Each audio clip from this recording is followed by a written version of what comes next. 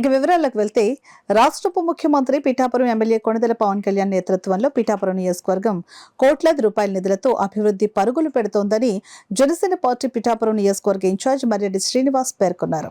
ఉభయ గోదావరి జిల్లాల పట్టభద్రుల ఎమ్మెల్సీ కూటమి అభ్యర్థి పేరా బత్తుల రాజశేఖరంకు మద్దతుగా పిఠాపురం పట్టణంలో జనసేన పార్టీ నాయకులు, కార్యకర్తలు, వీర మహిళలతో కలిసి మర్రెడ్డి శ్రీనివాస్ ఎన్నికల ప్రచారం చేపట్టారు.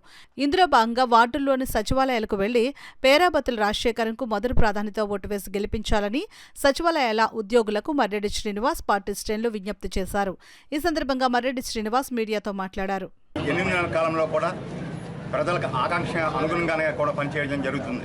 కాకపోతే గత 5 సంవత్సరాల్లో జరిగిన విధ్వంసం నుంచి కోలుకొని ప్రభుత్వాన్ని ఒక గాడిని పెట్టడానికి కొంత సమయం పట్టింది. ఈవేళ ఇచ్చిన హామీలు ఒక్కొక్కటిగా అమలు చేస్తున్నారు.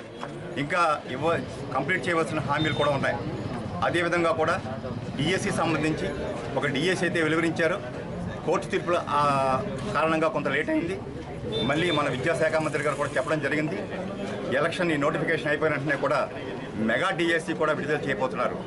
అదేవిధంగా ఎలక్షన్ మేనిఫెస్టోలో చెప్పినప్పుడు విధంగా రాబోయే 5 సంవత్సరాల్లో కూడా 20 లక్షల ఉద్యోగాల కల్పన కోసం ఈ ప్రభుత్వం ముందడుగు వేస్తున్నాయి.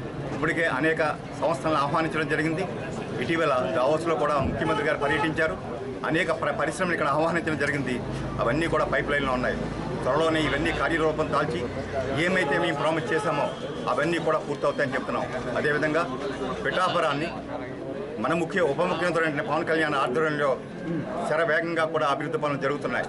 గ్రామీణ ప్రాంతాల్లో 20 కోట్లతో రోడ్లని ఇవాళ కార్యక్రమం చేపట్టాం.